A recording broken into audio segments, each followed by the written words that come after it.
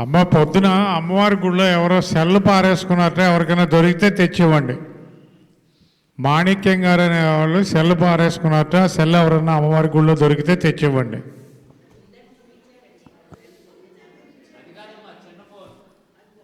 అది పొద్దునేమో మామూలు వేరే వాళ్ళది ఫోన్, అది ప్రఖ్య సూర్య అని అక్కడ కుర్రాడిది, అది ఇచ్చేసాం. ఇంకో ఫోన్ ఉంది, పోయిందిటే, ఎవరికైనా దొరికితే తెచ్చివ్వండి.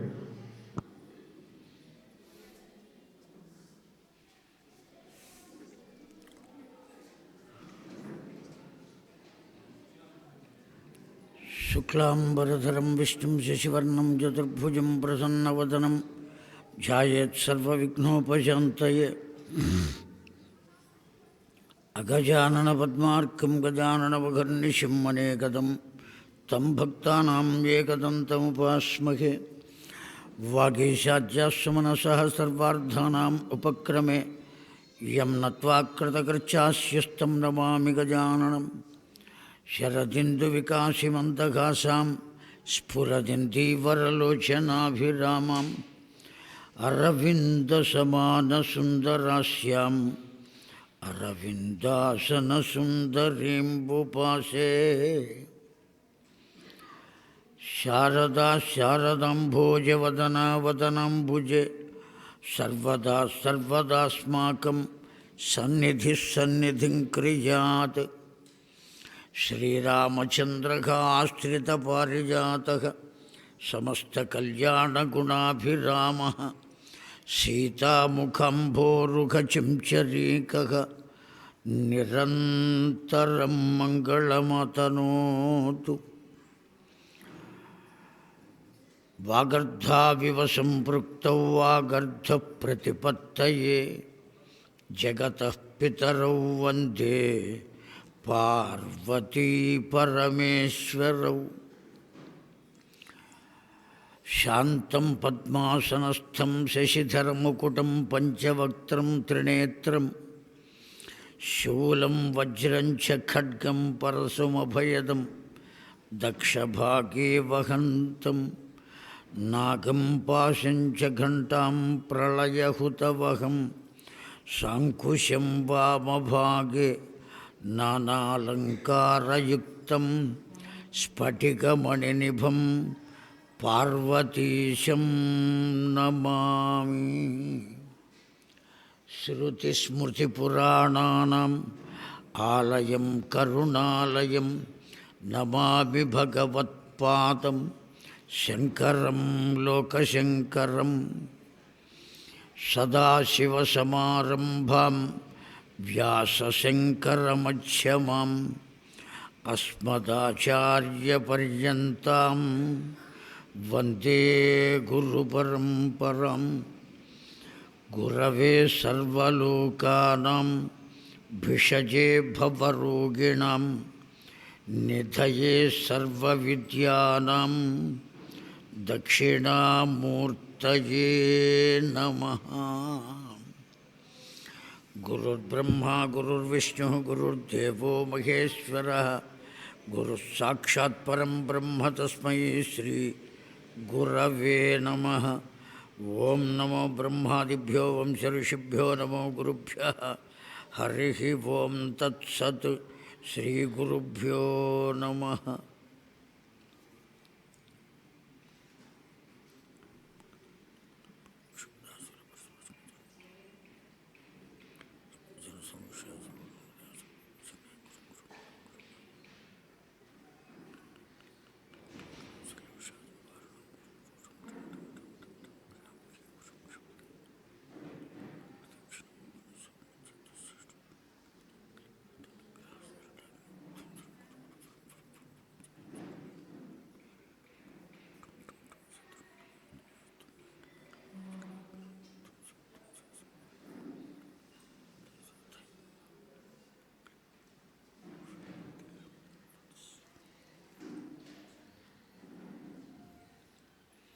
శ్రీమాత్రే నమః. శ్రీమాత్రే నమః. శ్రీమాత్రే నమః. శివాయ గురవే నమః. శివాయ గురవే నమః. శివాయ గురవే నమః. సర్వచైతన్యరూపాం తాం ఆద్యాం విద్యాం చ ధీమహి బుద్ధిం యా నః ప్రచోదయాత్.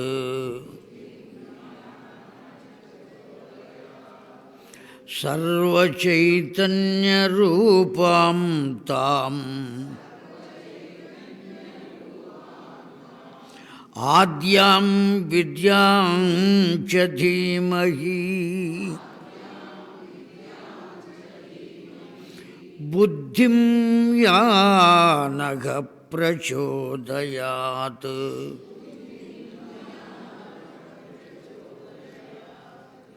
సర్వచైతన్యరూపాం తాం ఆద్యాం విద్యాం చ ధీమహి బుద్ధిం యా నః ప్రచోదయాత్.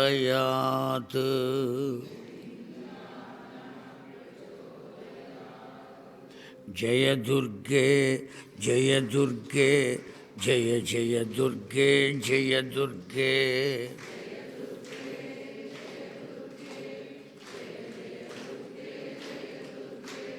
జయ దుర్గే జయ దుర్గే జయ జయ దుర్గే జయ దుర్గే.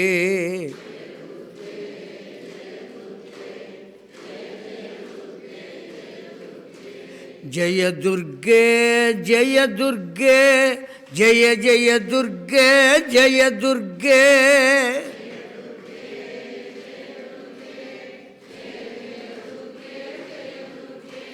జయ జయ దుర్గే జయ దుర్గే. జయ జయ దుర్గే జయ దుర్గే. జయ జయ దుర్గే జయ దుర్గే. జయ జయ దుర్గే జయ దుర్గే. జయ జయ దుర్గే జయ దుర్గే. జయ జయ దుర్గే జయ దుర్గే.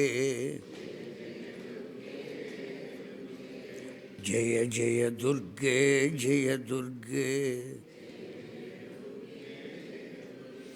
జయ జగదంబ విశ్వపాలిని మాతకు హర నమః పార్వతీపతయే హర హర మహాదేవ్ హర. దివ్యాత్మ స్వరూపులారా, తల్లులారా, తండ్రులారా, ఈ దివ్యమైనటువంటి శ్రీశైల క్షేత్రంలో వెంచేసి ఉన్న భ్రమరాంబ సహిత మల్లికార్జున స్వామివారి దివ్య చరణారవిందములకు శతకోటి వందన సుమ సమర్పణం చేస్తూ వృద్ధ మల్లికార్జునితో సహా తదితర సకల దేవతాగణానికి సాష్టాంగ ప్రణిపాతములు సమర్పిస్తూ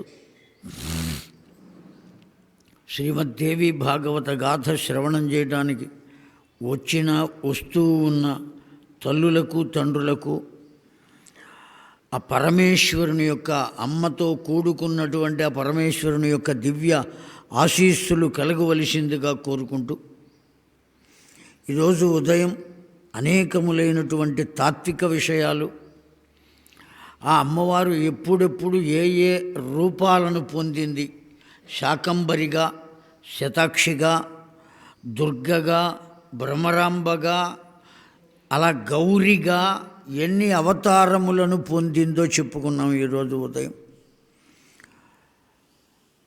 చివరిసారిగా ఒక్క ప్రశ్న వేశాడు జనమేజయుడు. ఆ తల్లి యొక్క అవతారములు ఎన్ని? ఆ తల్లి ఎక్కడ ఉంటుంది? ఆ ఉండే ప్రదేశం ఏది?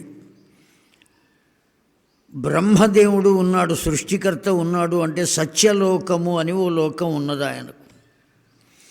అలాగే నారాయణుడు ఉన్నాడు అంటే ఆయనకు వైకుంఠము అని ఓ లోకం ఉన్నది. లయకారకుడైనటువంటి రుద్రుడు ఉన్నాడు అంటే అతడికి కైలాసము అని ఓ నగరం ఉన్నది. ఏ నగరం ఉన్నప్పటికీ కూడా కైలాసంలో ఆయన ఉండడు. ఆ లయకారకుడు ఎక్కడ ఉంటాడయ్యా అంటే నిత్యం శ్మశానవాసి. ఆయనకు ఉండేటువంటి స్నేహితులంతా భూత ప్రేత పిశాచ శాకిని ఢాకిని యాకిని కాకిని మందాకిని ఇట్లా పేర్లు కలిగినటువంటి వాళ్ళు ఉన్నారు. ఆయన శ్మశానంలోనే ఉంటాడు. మరి అమ్మవారు ఎక్కడ ఉంటుంది, ఏ విధంగా ఉంటుంది, ఎక్కడ ఆవిడ భవనం? ఈ ప్రశ్న వేశాడు. చిరునవ్వు నవ్వినటువంటి వ్యాస భగవానుడు ముందు అమ్మవారి యొక్క స్వరూపాలు చెబుతున్నాడండి. ఎన్ని రూపాలు? మనం అందరం 9 రూపాలు అనుకుంటాం. నవరాత్రులు అని ఉత్సవాలు చేస్తూ ఉంటాం, దసరా అని 10 రోజుల పాటు చేస్తూ ఉంటాం, వారాహి నవరాత్రులు అని చేస్తూ ఉంటాం, వసంత నవరాత్రులు అని చేస్తూ ఉంటాం. అనేక రకాలుగా అన్నిటికీ నవరాత్రులే. గణపతికి కూడా నవరాత్రులు చేస్తాం. అట్లాగే రామచంద్ర శ్రీరామ నవమికి కూడా నవరాత్రులు చేస్తాం. కానీ అసలు ఆ అమ్మవారి యొక్క రూపాలు ఎన్ని అనేటువంటి దానికి వ్యాస భగవానుడు ఎంతో తన్మయత్వంతో మనస్సులో నింపుకున్నటువంటి ఆ అమ్మవారి యొక్క తత్వముతో చెబుతున్నాడండి. గణేశ జననీ దుర్గా రాధాలక్ష్మీ సరస్వతి సావిత్రీ చ సృష్టి విధౌ ప్రకృతి పంచధా స్మృతా. అస్సలు అమ్మవారి అవతారములు ఎన్ని అంటే 5 అని చెప్పారండి. పంచమి పంచభూతేసి పంచసంఖ్యోపచారిణి. ఆ 5 అనబడేటువంటిది అమ్మవారికి చాలా చాలా ఇష్టం. ఆ పంచమి యొక్క తిథి లక్షణం కూడా అమ్మవారేట. ఇక్కడ 5 రూపాలే చెప్పారు. మొట్టమొదటిది ఎవరు అంటే దుర్గా, 2 రాధ, 3 లక్ష్మి, 4 సరస్వతి, 5 సావిత్రి. ఈ 5 రూపములే ప్రధానమైనటువంటి అవతారములు అమ్మవి. అయితే ఊరికే దుర్గా అని చెప్పకుండా గణేశ జననీ దుర్గా అన్నారు వ్యాస భగవానుడు. ఎందుకన్నారు అంటే ఆ అమ్మవారి యొక్క అవతార విశేషాలు చెప్పేటప్పుడు ముందు గణపతిని తలుచుకుంటే ఏ విధమైనటువంటి అవాంతరాలు లేకుండా ఉంటాయి కదా అని ముందు ఆయన్ని తలుచుకున్నాడు అని కొంతమంది పండితులు చెప్పారు.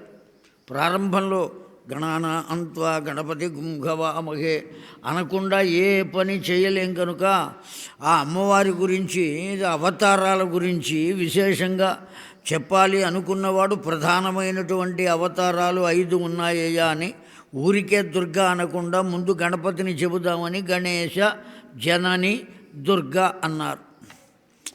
అందుకోసం కాదయ్యా చెప్పింది.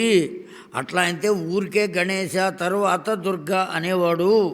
గణేశ జనని దుర్గా అని ఎందుకు చెప్పారు అంటే కన్న తల్లికి ఆనందం కలిగేది ఎప్పుడు అంటే కొడుకుని గురించి గొప్పగా చెప్పినప్పుడు.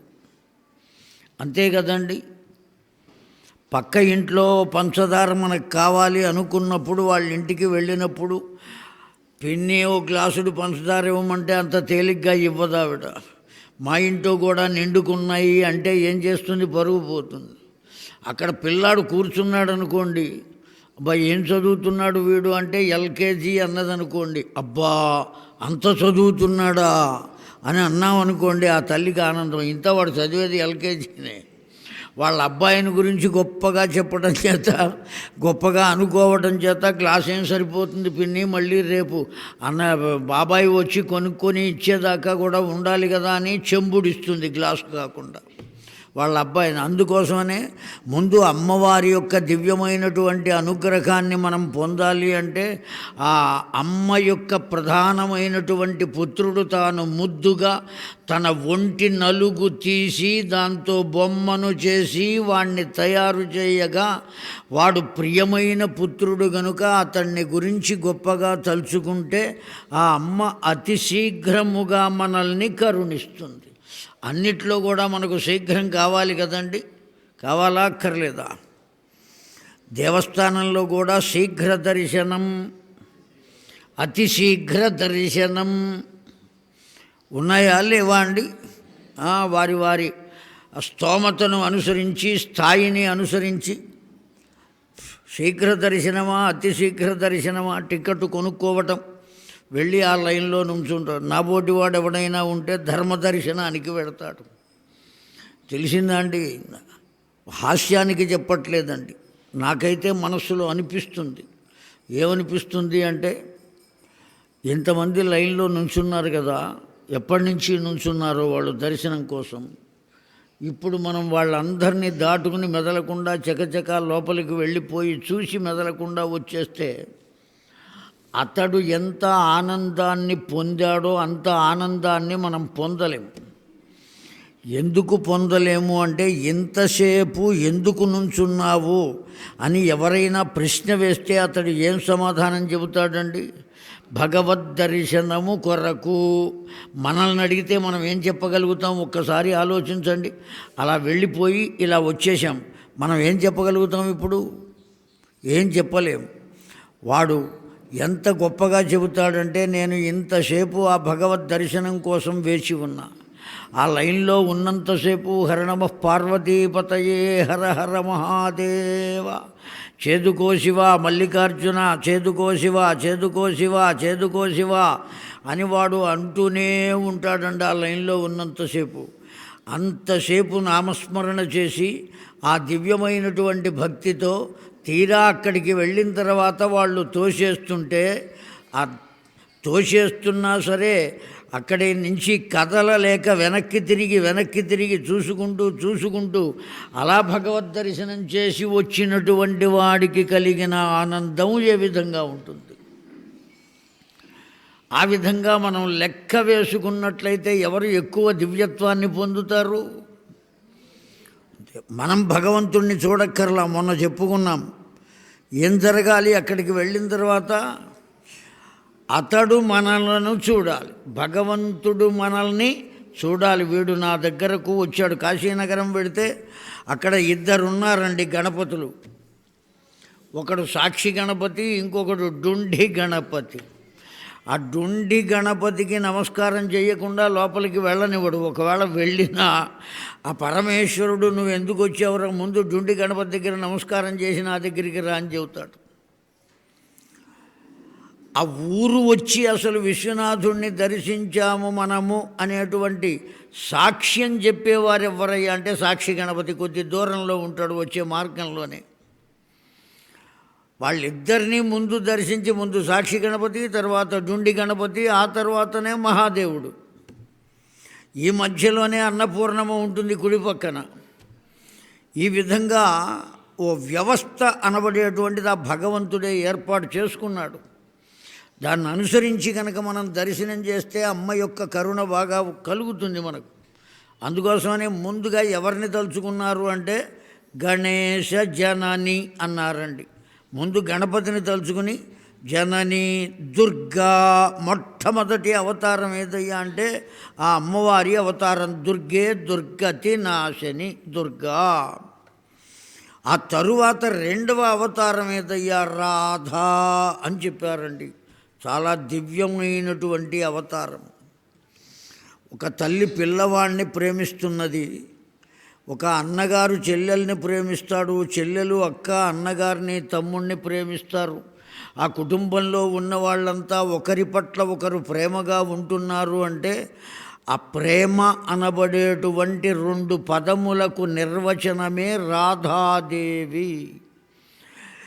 ఏదో కాలేజీల్లో చూచుకునేటువంటి ప్రేమ కాదండి, ఆకర్షణ అంటాను దాన్ని. అసలైనటువంటి ప్రేమ ఎవరయ్యా అంటే రాధాదేవియే. ఈ అమ్మవారి అవతారమేనా అండి రాధాదేవి అంటే? ఖచ్చితంగా అమ్మవారి అవతారమే, అందులో ఏమాత్రం సందేహం లేదు. కారణం ఏమంటే రాధాదేవి ఎవరు అనే ప్రశ్న వేస్తే మోక్షదేవత అని సమాధానం చెప్పాలి. రాధాదేవి ఎవరు అంటే మోక్షదేవత. ఆ దేవత గోలోకంలో చతుర్భుజుడైనటువంటి కృష్ణ పరమాత్మ ఉంటాడు. ఆయనతో పాటు ఆ గోలోకంలో ఉండేది ఎవరు అంటే రాధాదేవియే ఉంటుందండి గోలోకంలో. ఆ అక్కడ ఎవరెవరు ఉంటారు జాగ్రత్తగా విందాం. గోలోకము, ఆ లోకంలో ఉండేటువంటి కృష్ణ పరమాత్మ, చతుర్భుజుడైన కృష్ణుడు, రాధాదేవి, ఈ ముగ్గురే ఉంటారు అక్కడ. ఆ లోకంలో అనేకములైన ఇళ్ళు ఉంటాయట. మోక్షాన్ని పొందిన వాళ్ళందరికీ తలో ఇల్లు ఇస్తారట, వాళ్ళు అందులోనే ఉంటారు. ఆ పరమాత్మను ఎప్పుడూ జపం చేసుకుంటూనే ఉంటారు. ఇక మళ్ళీ భూ స్పర్శ వాళ్లకు సంబంధం లేదు, ఎప్పుడూ అక్కడే ఉంటారు. ఆ గుళ్ళో అర్చన చేసే అర్చకుడికి క్వార్టర్ ఎట్లయితే గుళ్ళోనే ఇస్తారో, మనకు కూడా మోక్షాన్ని పొందితే ఎక్కడిస్తారు క్వార్టరు? ఆ గోలోకంలోనే ఉంటాం మనం కూడా, ఎక్కడికి పోం. మళ్ళీ దిగి కిందికి రావాల్సినటువంటి ఆవశ్యకత లేదు. ఒకసారి ఊహించుకోండి అక్కడ ఉంటే ఎట్టా ఉంటుందో, ఆనందం కలుగుతుంది. ఊహామాత్రంగా అయినా గోలోకానికి వెళ్ళొచ్చినటువంటి భాగ్యం కలుగుతుంది. అయితే కృష్ణ పరమాత్మ భూదేవి వచ్చి, అయ్యా నేను ఈ పాప భారాన్ని భరించలేకుండా ఉన్నానయ్యా, ఎంత పుణ్యభారమునైనా భరిస్తాను కానీ కించిత్ మాత్రమైన పాపభారమును భరించలేను. అటువంటిది కలి ప్రభావం చేత పాపభారం బాగా పెరిగిపోయిందయ్యా, కనుక నన్ను రక్షించవలసింది అని గోలోకవాసి అయిన పరమాత్మను, పరబ్రహ్మమును ప్రార్థిస్తే, స్వయంగా నేనే అవతరిస్తాను, నీవు దిగులు పడవద్దు అని దేవకీ వసుదేవుల ఇంట అవతరించాడు. అష్టమ గర్భంలో సాక్షాత్తు గోలోకంలో ఉండేటువంటి పరమాత్మ. శ్రీమద్ భాగవతంలోనూ చదువుకున్నాం, ఆ విషయం దేవీ భాగవతంలో కూడా చెప్పారు. అయితే ఎప్పుడైతే కృష్ణ పరమాత్మ ఇక్కడికి వస్తాను అన్నాడో, రాధాదేవి దుఃఖపడింది. నీ దోవన్ను వెళ్ళిపోతే నేనేం చేయాలయ్యా, నేను ఒక్కతినే ఇక్కడ ఉండలేను అని దుఃఖపడింది.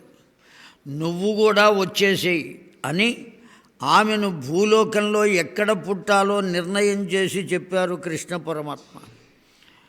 బరసానా అనే ప్రదేశం ఉన్నది బృందావనం దగ్గర. వృషభానుడు అనే పేరు కలిగినటువంటి యాదవుడు ఉన్నాడు. అతడు యాదవుడే నిస్సందేహముగా, కాకపోతే అతడు వ్యాపారం చేసేవాడు. అందుకని కొంతమంది వైశ్యులు మావాడే అని అంటం మొదలుపెట్టారు, అంతే, అంతకన్నా ఇంకేం లేదు. వాస్తవానికి అతడు యాదవుడే.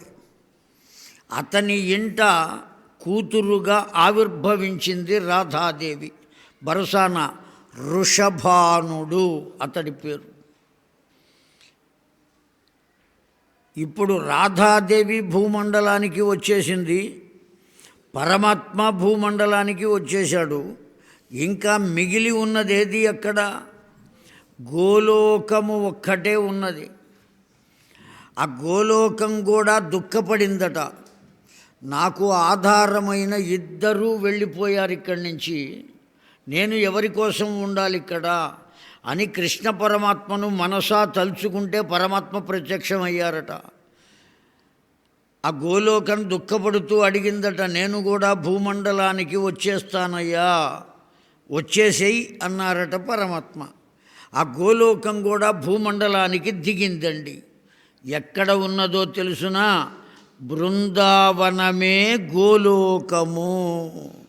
ఇప్పుడు మనం అక్కడ ప్రవేశిస్తే, బృందావనంలో అడుగు పెడితే ఎక్కడికి వెళ్ళినట్టండి? ఇప్పుడు చెప్పండి, మనం అంతా గోలోకానికి వెళ్ళామా లేదా? ఖచ్చితంగా గోలోక భాగ్యాన్ని మనం పొందాం. ఆ బృందావనం ఎవరు వెళ్ళారు? వెళ్ళని వాళ్ళ సంగతి ఇప్పుడు చెప్పాం కనుక ఇప్పుడు వెడతారు గోలోకం కోసమైనా, అందులో ఏం సందేహం లేదు. అది గోలోకమేనండి. ఇప్పటికీ కూడా ఒక్క మాంసం అమ్మే దుకాణం లేదు ఆ ఊళ్ళో, ఒక సినిమా హాలు లేదు, పిచ్చి పిచ్చివి అమ్మేటువంటి దుకాణాలు లేవు. ఎక్కడ చూచినా కృష్ణ మందిరములు. ప్రేమ మందిరం అని ఒక నిర్మాణం చేశారు, ఒక సాధుమూర్తి అక్కడ. సాయంకాలం 6 దాటిన తర్వాత వెడితే మొత్తం భాగవతం అంతా చిత్తరువులుగా కనపడుతుంది. అక్కడ చెబితే వింటాం ఆ ఊళ్ళో. అక్కడికి గనక వెడితే చూస్తాం భాగవతాన్ని.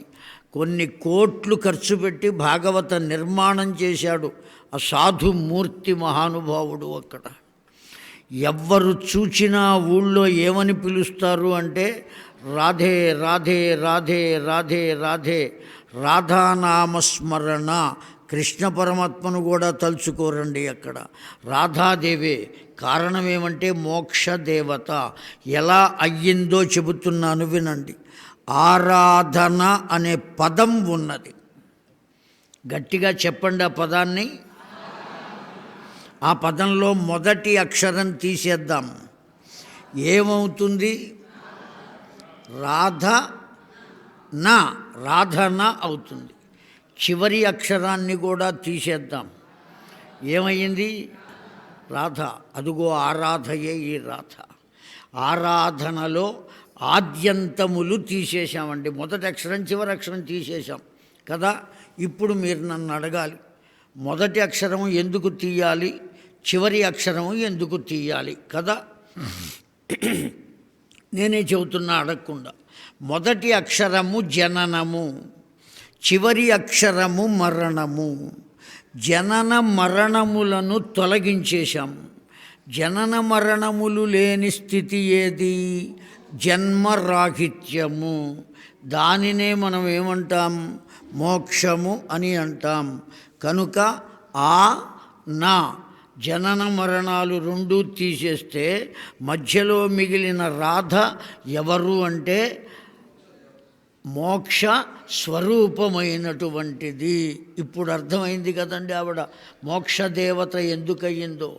ఎంత ప్రేమ ఉంటుంది, ఎంత ప్రేమ ఉంటుంది అంటే ఒకానొక సందర్భంలో గోపికలలో సుశీల అనే పేరు కలిగిన గోపిక ఉన్నదటండి. ఆ గోపిక ఒక్కతే కృష్ణ పరమాత్మతో చక్కగా ఆడుకుంటోందట. ఆడుకుని అలిసిపోయి ఆయన ఒడిలోనే తలపెట్టుకుని పడుకుందట. ఎవరి ఒడిలో తలపెట్టుకుంది? కృష్ణ పరమాత్మ ఒడిలో. కృష్ణ పరమాత్మ కూడా ఆమె నిద్రకు భంగం కలగకుండా ఉండడం కోసం. ఆహాహాహా. అయ్యా నమస్కారం అండి. చాలా చాలా సంతోషం, చాలా చాలా సంతోషం. మహానుభావులు, ఏం అదృష్టం చేసుకున్నామండి.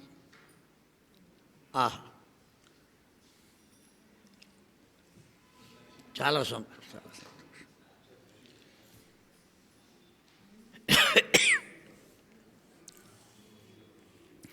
జయ జగదంబ విశ్వపాలిని మాతకు జై. కనుక దివ్యాత్మస్వరూపులారా, తల్లులారా, తండ్రులారా, ఆ సుశీల అనే పేరు కలిగినటువంటి ఆ గోపిక ఆడుకున్నది అలిసిపోయి ఆ పరమాత్మ ఊళ్ళోనే తలపెట్టి పడుకుని ఉన్నది. దివ్యత్వాన్ని పొందుతోంది.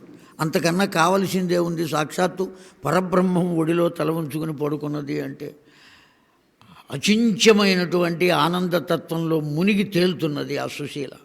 అయితే అదే సమయంలో రాధాదేవి అటువైపుగా వచ్చింది. ఎక్కడ పడుకునుంది ఆ అమ్మాయి సుశీల? పరమాత్మ ఒడిలో తలపెట్టుకుని పడుకుని ఉన్నదా? ఎప్పుడైతే ఆ దృశ్యాన్ని చూసిందో ఆగ్రహం కలిగినటువంటి రాధాదేవి ఒక్కసారి విసవిసలాడుతూ వెళ్ళిపోయింది. ఎప్పుడైతే వెళ్ళిపోయిందో ఇప్పుడు మళ్ళీ నేను అక్కడికి వెళ్ళలేను కదా, వెళితే ఏం చేస్తుందో కదా, ఏమంటుందో కదా అని భయపడ్డారు పరబ్రహ్మం.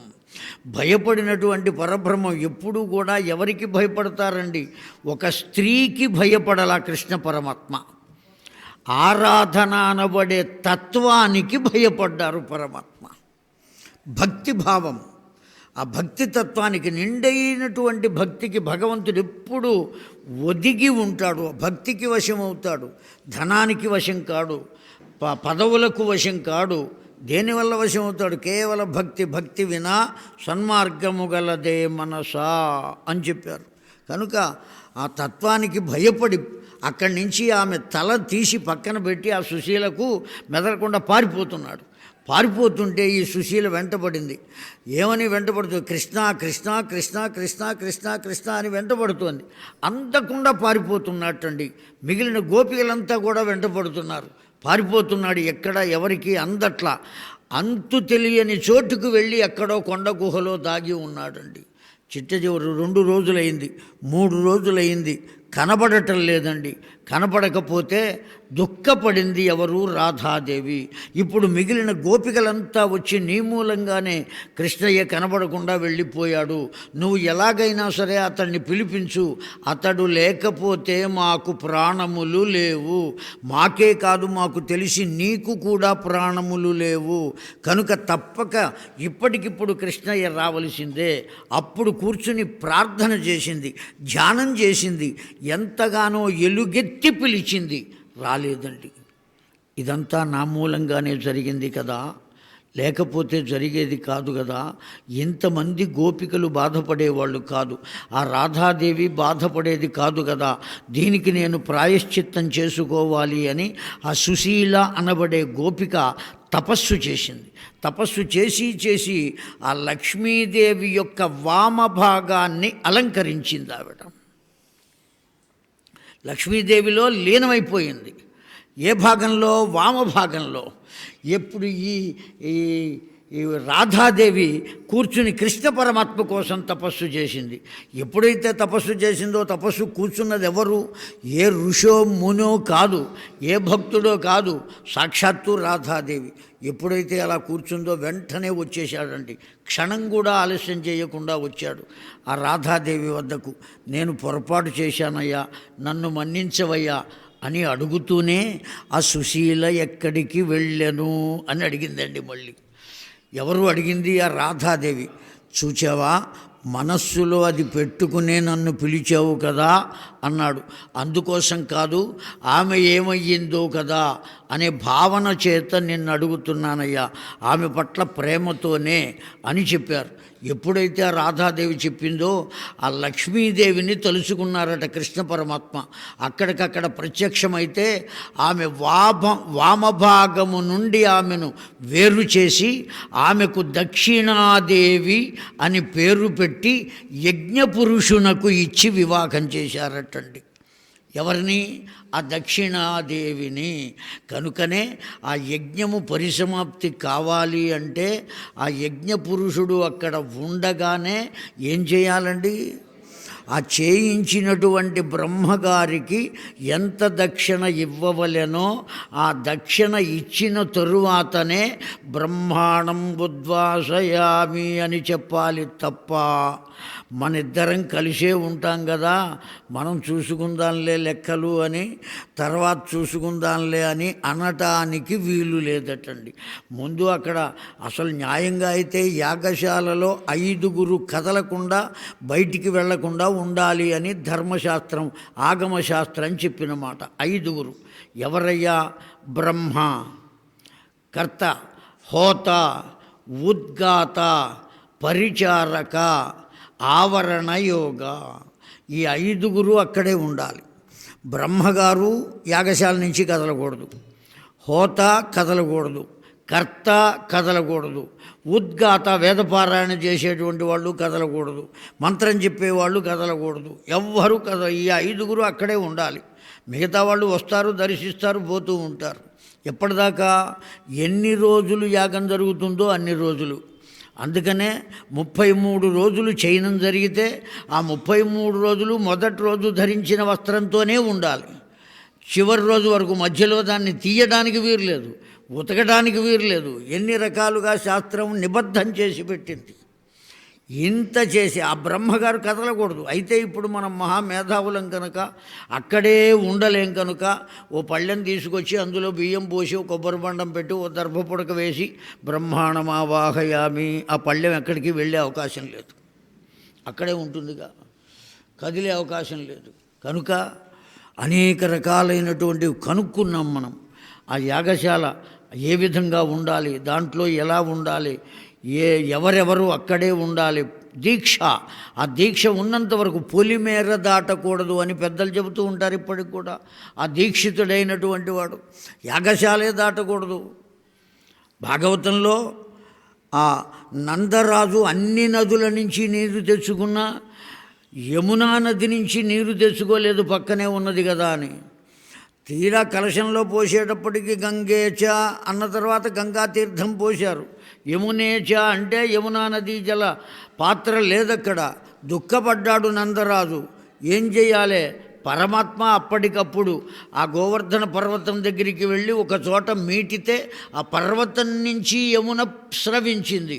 అప్పుడు పాత్రలో పట్టుకున్నారు, యాగశాల నుంచి బయటకు రాకుండానే ఆ నందరాజు. చెప్పబడి ఉన్నది భాగవతంలోనే. శ్రీధరుల వారి వ్యాఖ్యానం తీస్తే తెలుస్తుంది.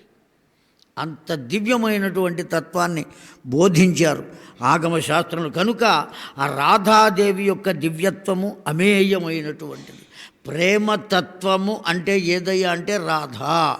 అంత ప్రేమతత్వం మనం చూసేటువంటి అసలు ప్రేమ అనే 2 అక్షరాలు ఎక్కడి నుంచి ఉద్భవించినాయి అంటే వేదములలో చెప్పబడినటువంటి మాట అది. ప్రేమ అనబడేటువంటి పదం వేదముల నుంచే వచ్చిందండి.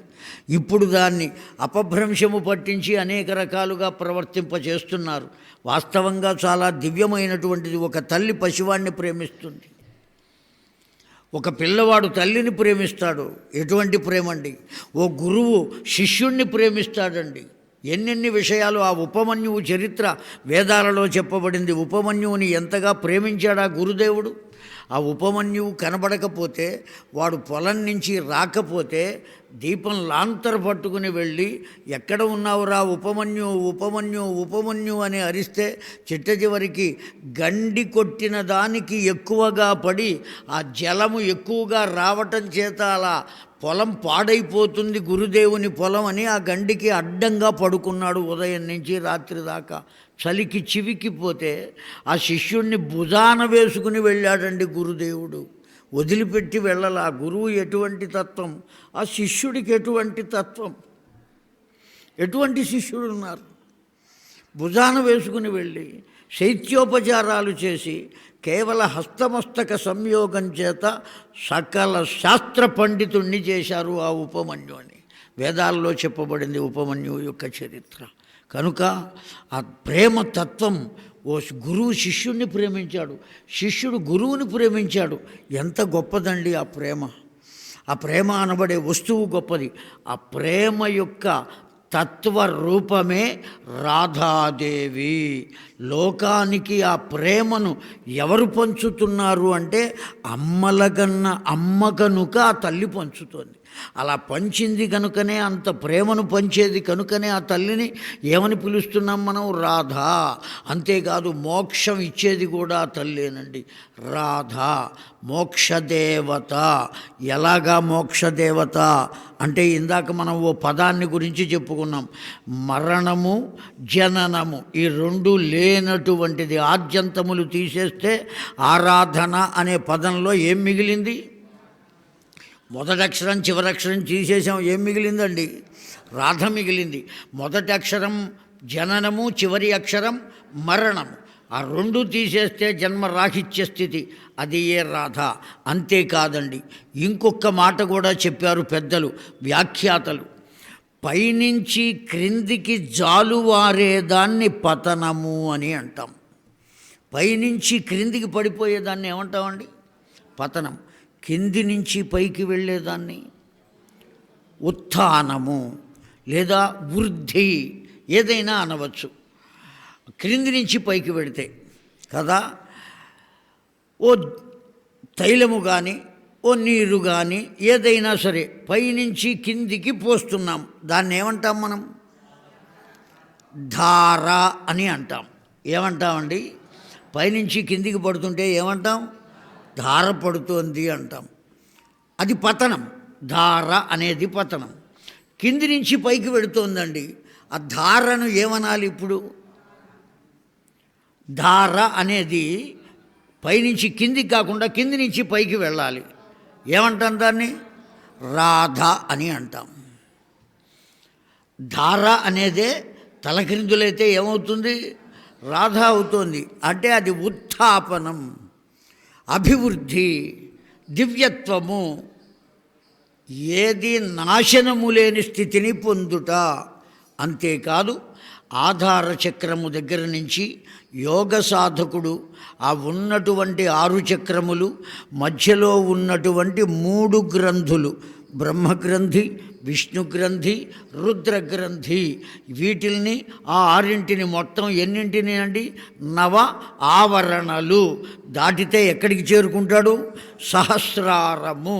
ఆ సహస్రారానికి చేరుకుంటే వాడికి కలిగేదేమిటి? మోక్షమే, ఆనందమే, తరుగులేనటువంటి ఆనందం, తిరుగులేనటువంటి మోక్షం. మరల భూమండలానికి రావలసిన ఆవశ్యకత లేదు. అదే సహస్రారము యొక్క దివ్యత్వము.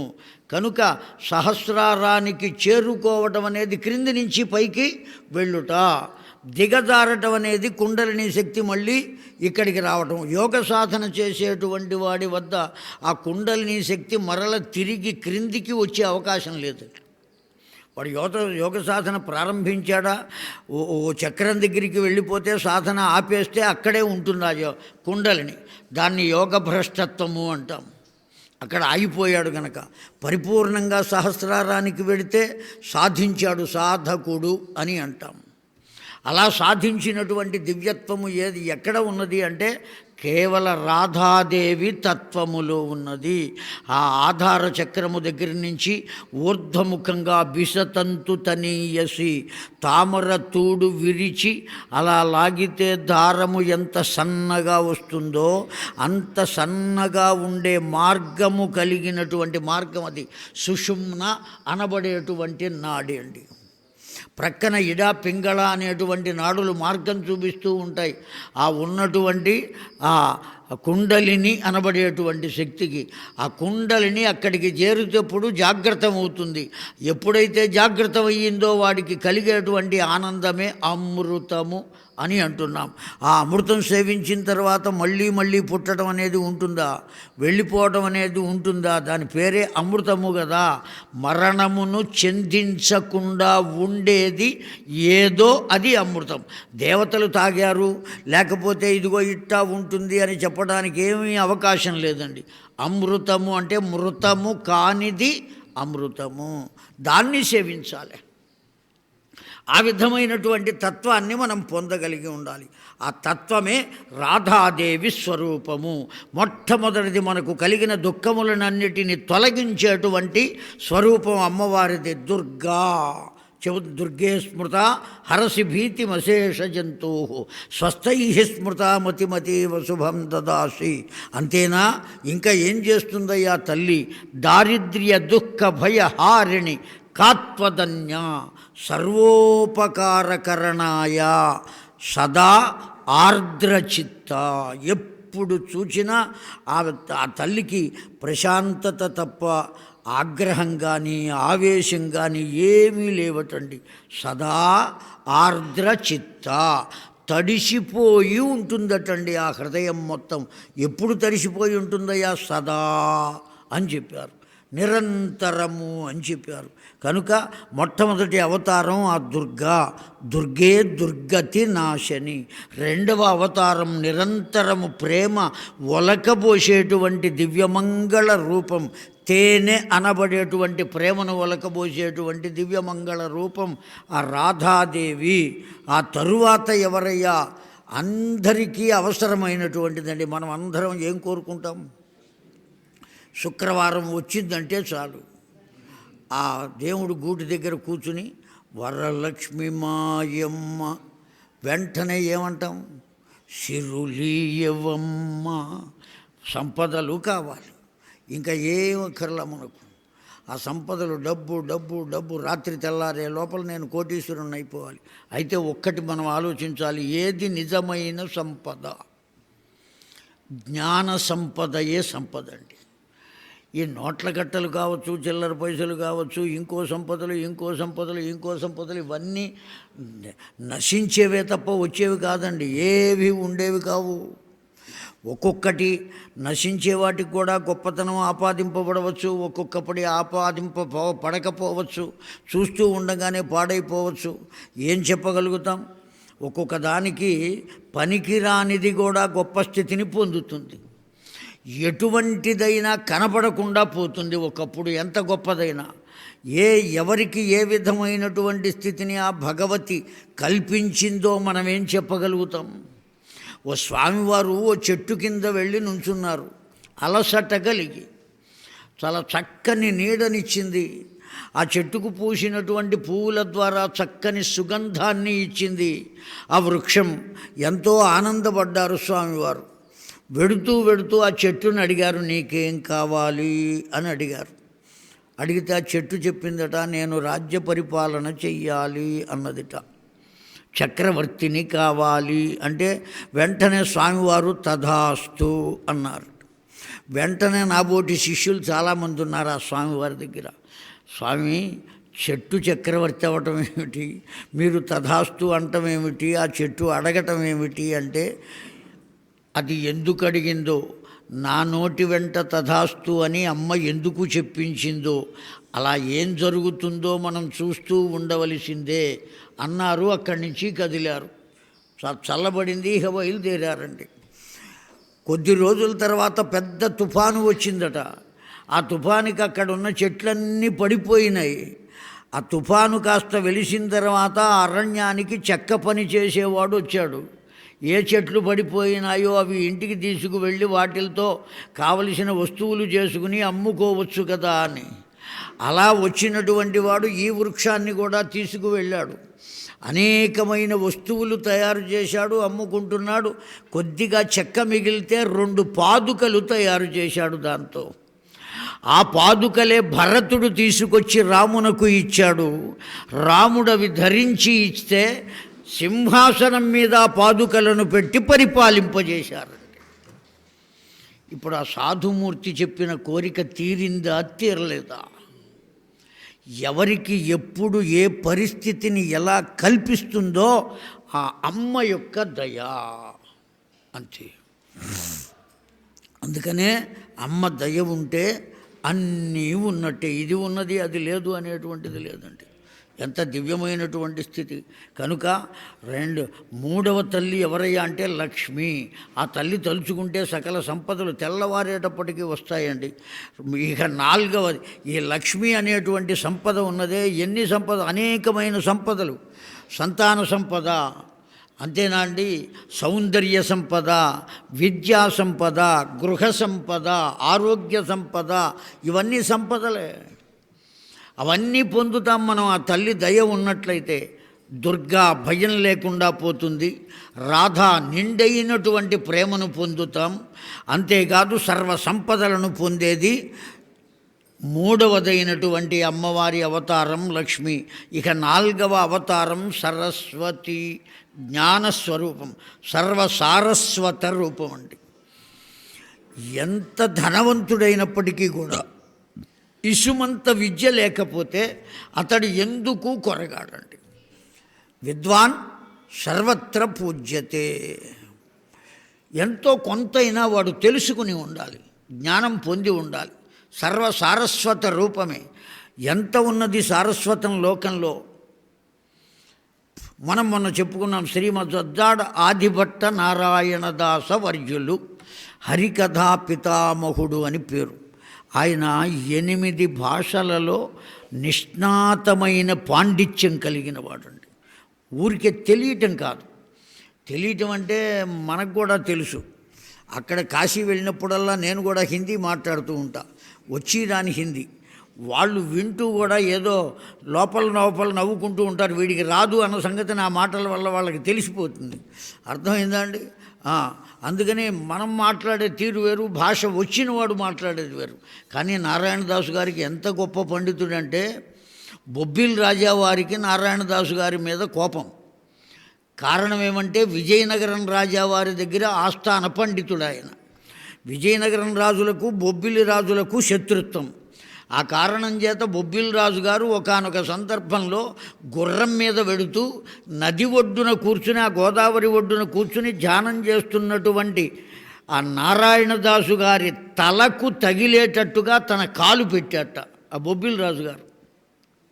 మహాపండితుడు కదా ఈయన, ఒక్కసారి ఆ తలను ఒక్క తన్నుదంతే సరిపోతుంది అనుకుని, ఆ గుర్రం కంచి ఉంటుంది కదండి కింద కాలు పెట్టుకునేది సొరుగల్లే ఉంటుందే, అది తగిలేట్టుగా పెడితే ఆ కాలు బొబ్బిలి రాజా గారి కాలు నారాయణదాసు గారికి తగిలింది. తగిలిన వెంటనే లేచి ఆ గుర్రం మీద ఉన్నవాడి జుట్టు పట్టుకుని ఆజానుబాహుట్టే నారాయణదాసు గారు.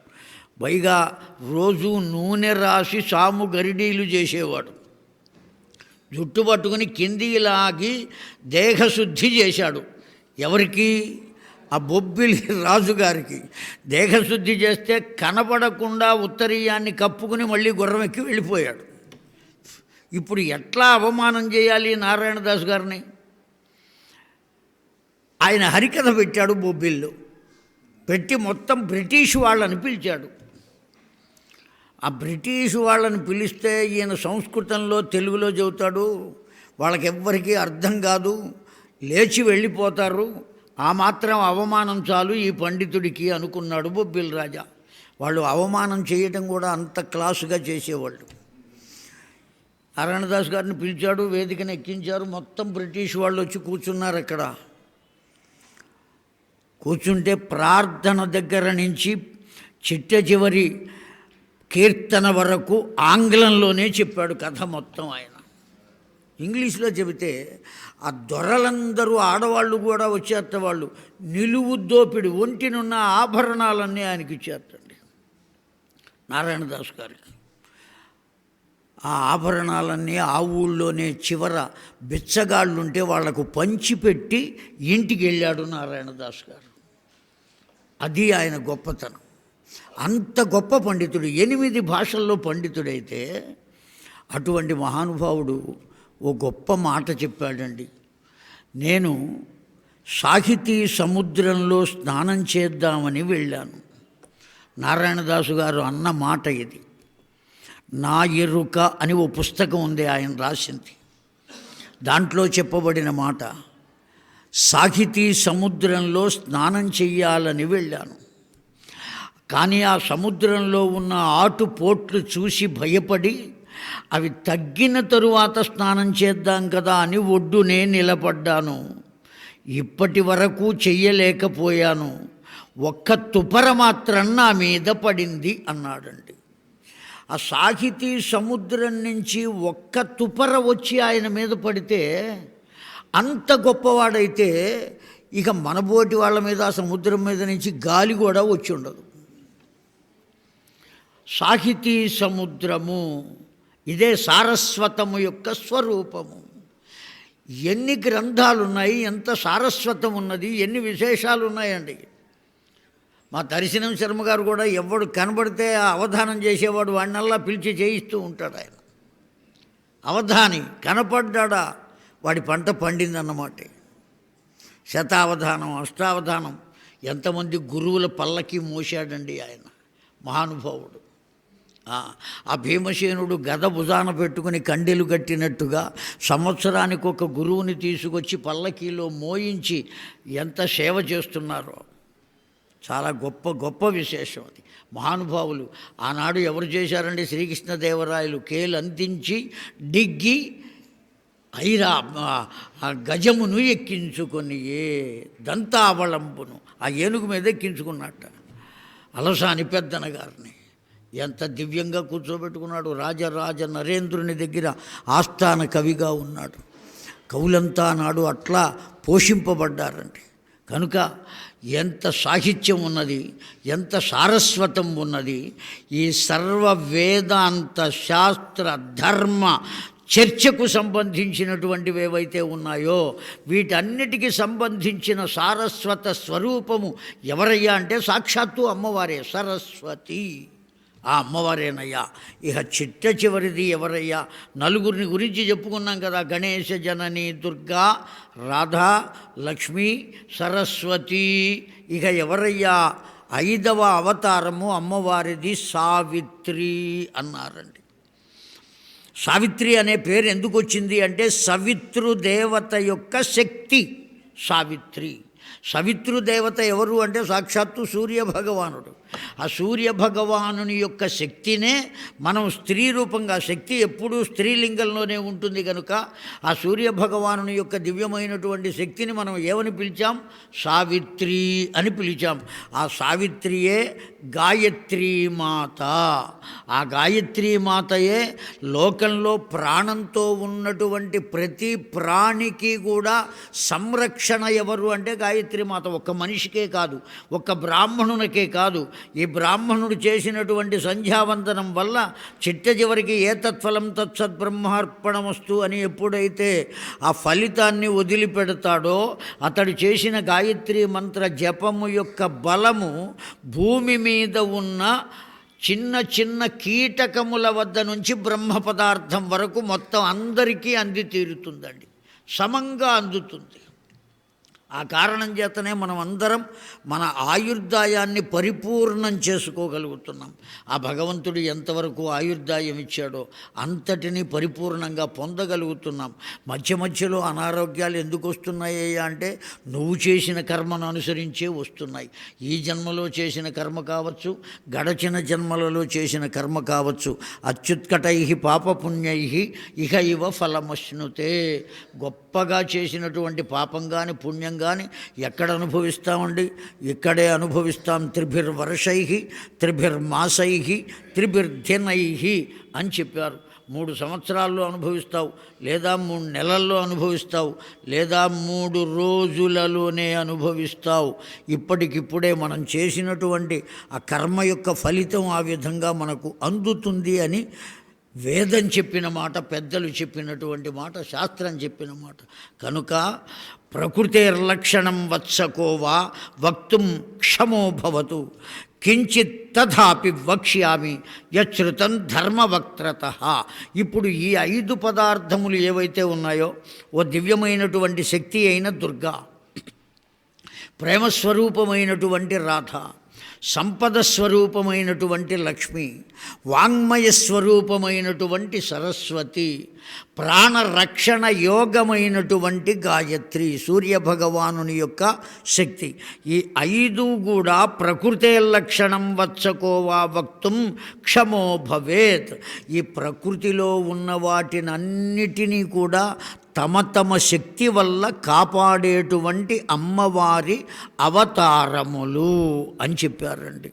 వాటి శక్తి చేత లోకంలో ఉండేటువంటి ప్రతి జీవిని 84 లక్షల జీవరాశులు ఉంటే వాటినన్నిటినీ కాపాడేటువంటి బాధ్యత ఈ వేటిని ఎలా కాపాడాలి? వెంటనే మనకు సందేహం రావచ్చు, ఏమండి క్రిములు కీటకాలు కూడా చదువుకుంటాయా? వాటికి కూడా మరి సాహిత్యం అని చెప్పారు, సరస్వతి అని చెప్పారు అంటే వాటికి కావలసిన విజ్ఞానం వాటికి ఉన్నదండి. అది వాటి చదువు. ఒక దోమ ఒంటి మీద వాలింది, అది కుడుతుంది. వెంటనే మనం ఏం చేస్తామండి? ఆ దోమ కుడుతుందని తెలిసి ఓ దెబ్బ వేస్తాం. ఆ ఒంటి మీద ఉన్న దోమని కొట్టడానికి, చంపడానికి ఓ దెబ్బ వేస్తాం. దెబ్బ మనకి, దోమ గాలికి. అప్పటికప్పుడు పారిపోవాలి, వెళ్ళిపోవాలి అనే విజ్ఞానం దానికి కలిగిందా లేదా? దానికి చెందిన సారస్వత స్వరూపవతి. ప్రతి ప్రాణికి ఓ రక్షణ విధానాన్ని చూపించింది. ఆ దైవతత్వం, ఆ సృష్టి, ఆ అమ్మవారి యొక్క లీలా విశేషమతి. ఎవరు పడితే వాళ్ళు కొయ్యకుండా గులాబీ మొక్కకు ముళ్ళు పెట్టాడు. ఎవరు పెట్టారండి? ఎట్లా వచ్చినాయి ఆ కొబ్బరికాయలోకి నీళ్లు? ఏమండి, ఎవరు తీసుకొచ్చి పోశారు? ఎక్కడి నుంచి వస్తున్నాయి? సముద్రపు ఒడ్డున పెరిగినటువంటి కొబ్బరి చెట్టులో ఉన్న కొబ్బరి బొండంలో ఉన్న నీళ్లు కూడా తియ్యగా ఉంటున్నాయే. ఉప్పగా లేవే, ఎవరు పోస్తున్నారండి ఆ నీళ్లు? ఎక్కడి నుంచి వస్తున్నాయండి? గొప్ప మడిగా ఉండే నీళ్ళేవయ్యా అంటే అవే అని చెప్పారు. యాఫలనీర్యా ఫలా పుష్పాయాశ్చ పుష్పిణీ బృహస్పతి ప్రసూతాస్తారో ముంచంత్వకుం హసహ అని వేదం చెబుతున్నది. ఆ పండు ఆ నీటిని కనుక పోస్తే పరమశివుడు పరమానందపడతాట. ఎక్కడి నుంచో తెచ్చినవి కావు గనుక. ఏ నీళ్లు మనం పోసినా, బోరింగ్లో పోసినా ఎవరో మోటార్ వేస్తేనేగా వస్తున్నది అవి. మడి అంటే ఏమిటండి అర్థం? దేన్ని మడి అంటాం? నన్ను ముట్టుకోవద్దు నా మాల కాకి అంటే మడి కాదు. తడి బట్టలతో తిరగటమే మడి కాదండి. విత్తనాలు వేశాడు రైతు, జాగ్రత్తగా విందాం. చిన్న చిన్న మొక్కలు వచ్చినాయి, బాగా పెరగటానికి నీళ్లు పెడుతున్నాడు. ఆ నీళ్లు ఎటు పడితే అటు పోతున్నాయండి, ఆ మొక్కలకు చెందట్లా. అందుకోసమని ఆ రైతు ఏం చేశాడంటే చుట్టూ గట్టు కడుతున్నాడండి. ఆ మొక్కలకి చుట్టూ ఏం చేస్తున్నాడు? గట్టు కడుతున్నాడు. ఆ సందర్భంలో మనం వెళ్ళి ఒరే అబ్బాయి ఏం చేస్తున్నావురా అని అడిగాం. వాడు ఏం చెబుతాడో చెప్పండి? మడి కడుతున్నాను అంటాడు. అదుగో ఆ మడే ఈ మడి అండి, మనం కట్టే మడి. వాటికి పోసిన నీళ్లు వాటికే చెందటం కోసం ఏర్పాటు చేయబడిన రక్షణ వలయము మడి అని వాడితో చెప్పబడింది కదా. అలాగే మనకు లభించిన సంస్కృతిని మనమే పొంది దాన్ని చెడగొట్టుకోకుండా ఉండటం కోసం, మన సంస్కృతిని మనం బాగు చేసుకోవటం కోసం మనము ఏర్పాటు చేసుకున్న నియమమే మడి అని చెప్పబడింది. ఇప్పుడు చెప్పండి, ఒక్క బ్రాహ్మణుడే మడి కట్టుకోవాలా? మానవుడు ప్రతి ఒక్కడూ కట్టుకోవలసిందేనా? ప్రతి ఒక్కడూ కట్టుకోవలసిందే. ఏ విధంగా ఉండాలో ఆ విధంగా ఉండాలి. నీ ధర్మం అది, నీ సంస్కృతి అది. ఆ విధంగా ప్రవర్తించినప్పుడే ఆ తల్లి యొక్క దివ్యానుగ్రహం పొందుతాం. ఆ తల్లి అందరినీ చూస్తూ ఉంటుందండి. అందుకే కదా ఆవిడకి ఏమని పేరు? విశాలాక్షి అని పేరు. ఎంత విశాలమైన కళ్ళు, ఎన్ని కోట్ల మంది, మిలియన్ల మంది ఉన్నా వాళ్ళందరి ఫోటోలు ఆ తల్లి నేత్రబింబంలో ఉంటాయండి. ఆ కారణం చేతనే విశాలాక్షి వాళ్ళు ఏం చేస్తున్నారు, ఎలా ఉంటున్నారు, ఏం మాట్లాడుతున్నారు, ఇవన్నీ కూడా పరికిస్తుంది, పరిశీలన చేస్తుంది, తన దృష్టిలో ఉంచుకుంటుంది. అందువల్ల ఈ ప్రకృతి మొత్తం అంతా కూడా ఆ 5 రూపములతో కలిగినటువంటి అమ్మవారి యొక్క స్వరూపము అని చెప్పారండి. ఎట్లా చెబుతావయ్యా? ప్రకృష్టవాచక ప్రశ్చకృతిశ్చ సృష్టివాచక సృష్టౌ ప్రకృష్టాయా దేవి ప్రకృతి సా ప్రకీర్తితా. అనేటువంటి ఉపసర్గ పెడితే ఉన్నతముగా, గొప్పగా అనేటువంటి అర్థం చెప్పుకోవచ్చు. కృతి అంటే చేయబడినది అని అర్థం. కృయీకరణే అనే సంస్కృత ధాతువు వల్ల ఏర్పడుతున్నది కృతి అనబడేటువంటిది. చేయబడినది. ఎలా చేయబడినది? గొప్పగా చేయబడినది. అందువల్ల దాన్ని ఏమన్నాం? ఉత్త కృతి అనకుండా ప్రకృతి అన్నామండి. ఎవరి చేత చేయబడింది? అమ్మవారి చేత చేయబడింది. సాక్షాత్తు పరబ్రహ్మము చేత. పురుషుడు అనుకుంటే పురుషుడు, స్త్రీ అనుకుంటే స్త్రీ, కానీ ఉన్నది మాత్రం ఒక్క పరబ్రహ్మమే. నీ ఇష్టం కోసం, నీవు పూజించడం కోసం నువ్వు ఒక రూపాన్ని పెట్టుకున్నావు. అసలు అక్కడ రూపమే లేదు అని చెబుతున్నది వేదాంత తత్వజ్ఞానం. కనుక ప్రకృష్టవాచక ప్రశ్చకృతిశ్చ సృష్టివాచక. గొప్పగా చేయబడినది ఏదైతే ఉంటుందో దాన్నే మనం ఏమంటున్నాం? సృష్టౌ ప్రకృష్టాయాదేవి ప్రకృతి సా ప్రకీర్తిత. ఆ చేయబడినది ఏదైతే ఉన్నదో దాన్ని ప్రకృతి అన్నాం. చేసేటువంటి వారు కూడా వారే చేస్తున్నారు కనుక వారిని కూడా ఏమన్నాం? ప్రకృతి అన్నాం. కనుక అమ్మవారు కూడా దేంతో సమానము అంటే ప్రకృతితో సమానం. మధ్యమే రజసి కృష్యత్తి అతిశబ్దస్తమసిత్ స్మృత త్రిగుణాత్మస్వరూపాయాస శక్తి సమన్విత ప్రధాన సృష్టికరణే ప్రకృతి తేన కచ్చతే ప్రథమే వర్తతే ప్రశ్చకృతిశ్చ సృష్టివాచక. ఈ సృష్టికి 3 ఉపయోగపడుతున్నాయి. ఉన్నాయండి. ఏమిటా 3 అంటే సత్వ రజస్తమో గుణములు. ఈ గుణములే లేకపోతే అసలు సృష్టి లేదు, స్థితి లేదు, లయ లేదు. కనుక ఈ 3 తాను పొంది ఉన్నది, తాను అనుభవించదు, వాటినే అందరికీ అనుభవింప చేస్తుంది. కనుక ఆ తల్లిని ప్రకృతి అన్నారయ్యా అని చెప్పారండి. పుమాంశ దక్షిణార్ధాంగో వామార్ధ ప్రకృతి స్మృతా సాచ బ్రహ్మస్వరూపాచ నిత్యాసా సనాతని. ఆ తల్లి ఎప్పటి నుంచి ఉన్నది అని ఒకవేళ నువ్వు అడుగుతావేమో. సనాతని, ఎప్పుడు ఉన్నది అనేటువంటిది మనం ఖచ్చితంగా ఏమీ చెప్పలేమయ్యా, అంత దివ్యమైన స్థితిలో ఉన్నది. ఇప్పుడు నేను చెబుతున్న జాగ్రత్తగా విను. ఆ తల్లి ఎక్కడ నగరాన్ని నిర్మించుకుని ఉన్నది. ఇప్పుడు అమ్మవారి యొక్క అవతారాలు 5 అని చెప్పుకున్నాం కదండి, ప్రత్యేకించి 5 ఉన్నాయి. అయితే నవరాత్రుల్లో వాటిల్లో మనం చేస్తున్నాం కదా అంటే ప్రథమం శైలపుత్రేతి, ద్వితీయం బ్రహ్మచారిణి, తృతీయం చంద్రఘంటేతి, కూష్మాండేతి చతుర్థకం, పంచమం స్కంధమాతేతి, షష్ఠం కాత్యాయనేతి చ, సప్తమం కాళరాత్రి, అష్టమం దుర్గా, అష్టమం గౌరీతి, నవమం సిద్ధిదా ప్రోక్త నవదుర్గా ప్రకీర్తితా అని చెప్పుకుంటున్నాం. 9 రకాలైనటువంటి రూపాలు అమ్మవారి ఉన్నాయి అని 9 రోజులు. అంతేకాదండి, 9 రోజుల్లో ఏ రోజు ఏ నివేదన చెయ్యాలి అనేది కూడా ఇప్పుడు కొత్తగా చెబుతున్నారు.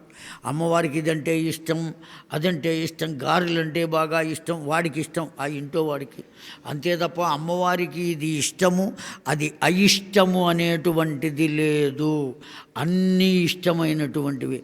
ఏది ఇష్టం అమ్మవారికి, ఇది అయిష్టం ఎందుకయ్యింది? విద్యాస్వరూపిణి అన్నామండి. విద్యాస్వరూపము అమ్మవారే, అవిద్యాస్వరూపం అమ్మవారే. అందులో ఏమీ సందేహం లేదు. వాడికి అవిద్య ఇవ్వవలసి ఉన్నది కనుక తాను ఆ రూపమై వాళ్ళు ప్రవేశిస్తుంది అవిద్యగా. తాను విద్య అతడికి ఇవ్వవలసి ఉన్నది కనుక తాను విద్యారూపమై అతడిలో ప్రవేశిస్తుంది. కనుక ఏ రూపమైనా సరే అమ్మవారే. ఇది అమ్మవారు, ఇది అమ్మవారు కాదు అంటానికి ఏ అవకాశం లేదండి. సర్వము తానై ఉన్నది. ఆ గజేంద్రుడు కూడా భాగవతంలో అదే అన్నాడు కదండి. సర్వము తానయైన వాడెవ్వడు వాని ఆత్మభవునీశ్వరునే శరణంబు వేడదన్. అన్నీ తానై ఉండాలి, అంతే తప్ప అందులో ఒకటి మినహాయించడం అనేటువంటిది ఏది లేదు. సర్వం మీరు, నేను, ఈ బల్ల, ఈ మైకు, ఈ కుర్చీ అన్నీ ఇది పనిచేస్తోంది కదండి. నా మాట మీకు వినబడుతోంది. దీంట్లో ఏముంటే నా మాట మీకు వినబడుతుంది? 2 రోజుల క్రితం కరెంటు పోయింది మనం చెప్పుకుంటూ ఉండగానే. అప్పుడు ఇది పని చేయాల. ఇందులో ఏం లేకుండా పోయింది, అప్పుడు ఆ పవర్ లేకుండా పోయింది, శక్తి లేకుండా పోయింది. ఎప్పుడైతే అది పోయిందో ఇది పని చేయలేదు. ఇక్కడ ఉన్నప్పటికీ ఏం ప్రయోజనం లేదు. అది ఉన్నప్పుడే ఇది ప్రయోజనం. ఇక్కడ నేను వచ్చి కూర్చున్నా, మాట్లాడకుండా కూర్చున్నానండి మౌనంగా. మీరు ఎంతసేపు ఉంటారు ఇక్కడ? చూస్తారు, ఓ 10 నిమిషాలు మాట్లాడతాడేమో, చూద్దాం ఏం చెబుతాడో విందాం. ఇంకా చెప్పట్లేదు. వాడెవడో నాటకం పెట్టాట, ఊర్మిళాదేవి నిద్ర దాని పేరు. ఆ నాటకం పేరు ఊర్మిళాదేవి నిద్ర. ఓ పెద్ద మంచం వేశాడు, స్టేజీ మీద ఒక ఆవిడని పడుకోబెట్టాడు, దుప్పటి కప్పాడు. పరాబ్రహ్మ పరమేశ్వర పాడారు నటులందరూ కూడా. కట్టెన్ పైకి తీశారు. మంచం కనబడుతోంది, పడుకున్నావిడ కనబడుతోంది. ఎంతసేపటికి ఎవరు రారు. ఓ పద్యం లేదు, ఓ పాట లేదు, ఓ మాట లేదు, ఏమీ లేదు. ఈ కూర్చున్న వాళ్ళు కూర్చుని గంతులు వేయటం మొదలుపెట్టారు, అరవటం మొదలుపెట్టారు. ఆ నాటకం పెట్టినవాడు వచ్చాడు అక్కడికి. అరవమాకండి. ఊర్మిళాదేవి నిద్ర నాటకం. ఆవిడ నిద్రపోతుంది. ఎప్పటిదాకా నిద్రపోతుందయ్యా? లక్ష్మణుడు తిరిగి వచ్చేదాకా నిద్రపోతుంది. ఏమండి, ఎంతసేపు ఉంటాడు వాడు? సరే అయితే నాటకం నువ్వే చూసుకోమని మెదలకుండా అనవసరంగా మేము కొన్నాంరా టిక్కెట్లు అని వెళ్ళిపోయారు వాళ్ళు. ఏం చేస్తారు ఇక? కనుక ఆ తత్వం, అమ్మ యొక్క తత్వం పరిపూర్ణంగా అర్థం చేసుకోగలిగితే ఎక్కడ ఏ వస్తువు కనబడినా దాన్ని అమ్మవారుగా మనం భావించగలిగితే అప్పుడు మనం పొందే ఆనందం బ్రహ్మానందం, పరమానందం. ఈ వస్తువు పనికొస్తుంది, ఈ వస్తువు పనికిరాదు అనేటువంటి తేడా ఎప్పుడైతే కలిగిందో ఆనందాన్ని పరిపూర్ణంగా మనం పొందలేము. బ్రహ్మానందాన్ని పొందాలి. ఆ బ్రహ్మానందం ఎలా ఉండాలి అంటే ఇది పనికొచ్చేది ఇది పనికిరాదు అనేటువంటి తేడా లేదు. వీడు నావాడు వీడు పరాయివాడు అనేటువంటి తేడా లేదు. ఇది ఉచ్చము అది నీచము అనేటువంటిది లేదు. అన్నిటినీ సమానంగా దాన్నే పెద్దలు వేదాంత పరిభాషలో స్థితప్రజ్ఞత్వము అని పిలుస్తారు. ఆ స్థితప్రజ్ఞత్వాన్ని మనం పొందాలి. బ్రహ్మలోకాత్, ఇప్పుడు చెబుతున్నా జాగ్రత్తగా వినవయ్యా, అమ్మవారు ఎక్కడ ఉన్నదో చెబుతున్నా, మనస్సుతోనే అక్కడికి వెళ్ళు అని చెబుతున్నారండి. బ్రహ్మలోకాత్ ఊర్ధ్వభాగే సర్వలోకోస్తి యశ్రుత మణిద్వీపస్స ఏవాస్తి యత్ర దేవీ విరాజితే సర్వస్మాత్ అధికో యస్మాత్ సర్వలోకస్తత్ స్మృతః పురా పరాంబాయైవాయాం కల్పితో మనసేచ్ఛయా సర్వాదౌ నిజవాసార్థం ప్రకృత్యా మూలభూతయా కైలాసాత్ అధికః లోకో వైకుంఠాదపి చ ఉత్తమః. అన్ని లోకాలకు ఊర్ధ్వభాగాన ఛత్రీభూతం, ఒక గొడుగు ఎట్లా అయితే అందరికీ తడవకుండా పైన లేదా ఎండ తగలకుండా పైన ఎలా పట్టుకుంటారో, ఆ అమ్మవారి యొక్క లోకం కూడా ఎన్ని బ్రహ్మాండములు ఉన్నవో అన్ని బ్రహ్మాండములకు పైన ఛత్రీభూతముగా మనసేచ్ఛయా తన ఇచ్ఛ కలిగిన రీతిలో అసలు అమ్మవారే ఇచ్ఛ జ్ఞాన క్రియా శక్తులుగా ఉన్నది. అందువల్ల తన ఇచ్ఛ ద్వారా తనకు కావలసిన రీతిలో డబ్బు పెట్టి కొన్ని కోట్లు పెట్టి కొనుక్కుని స్థలం కొనుక్కుని అందులో ఇల్లు కట్టుకునేటువంటి వాడు కుర్చీ వేసుకుని దగ్గర ఉండి అది అట్లా ఉండాలి ఇది ఇట్లా ఉండాలి అని ఒక ప్లాను చెప్పి దాని ప్రకారం వెంటపడి కట్టించుకునేవాడు ఎలా అయితే కట్టించుకుని ఆనందాన్ని పొందుతాడో, అదేవిధంగా అమ్మ ఏవా అస్తి యత్ర దేవీ విరాజతే తన లోకాన్ని నిర్మించుకున్నదయ్యా ఆ అమ్మవారు. దానికే మనం ఏమని పేరు పెట్టామంటే మణిద్వీపము అని పేరు పెట్టాం. ఎక్కడ ఉన్నదా మణిద్వీపం? సర్వస్వాత్ అధికః యస్మాత్ సర్వలోకస్తత్ స్మృతః, అన్ని లోకాలకు పైన ఉన్నదయ్యా. పురా పరాంబాయైవాయం కల్పితః మనసేచ్ఛయా, ఆ లోకాన్ని అమ్మవారు తన ఇష్టం వచ్చినట్టు తానే కట్టించుకున్నదయ్యా. సర్వదౌ నిజవాసార్థం ప్రకృత్యా మూలభూతయా, ఆ అమ్మవారే అక్కడ నివసిస్తుంది. ఎంతమంది పరిచారకులు ఉన్నారు, పరిచారికలు ఉన్నారు. అంతేకాదు ఆ తల్లి నివసించేటువంటి ఆ భవనానికి వెనకాల 3 భవనాలు ఉన్నాయటండి. ఆంతరంగిక మందిరము, యోగ మందిరము, సేవ్య మందిరము అని 3 మందిరాలు ఉన్నాయి. ఆంతరంగిక మందిరంలో తనవాడితో తాను అక్కడ ఉండి అతడితో సంభాషణ చేస్తుందట, సంప్రదిస్తూ ఉంటుందట తన భర్తతో ఆంతరంగిక మందిరంలో.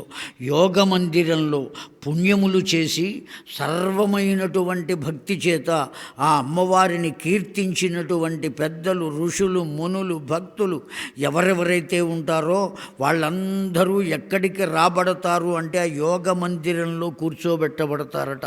వచ్చిన వాళ్ళందరూ ఎవరైతే ఈ శ్రీదేవి వేద పాఠశాలలో ఈ హాల్లో వచ్చి వినటానికి ఎలా కూర్చున్నారో ఆ మణిపురంలో అక్కడ కూర్చుని ఉంటారటండి. యోగ మండపము, ఆ మంటపంలో కూర్చుని ఉంటారట. అమ్మవారు తన పనులన్నీ చూచుకుని అలా కాలి గజ్జెలు గల్లు గల్లుమంటుంటే, కడియాలు కదులుతూ ఉంటే, మట్టెలు నేల మీద ఆని శబ్దం చేస్తూ ఉంటే ఆ పెద్ద ముత్తైదు ఆ యోగ మందిరంలోకి వెడుతుంటే ఒక్కసారి ఊహించండి వస్తే ఎలా ఉంటుందో అమ్మవారు. వాళ్ళందరూ అలా చూస్తూ ఆ యోగ మండపంలో కూర్చుని ఉంటారటండి.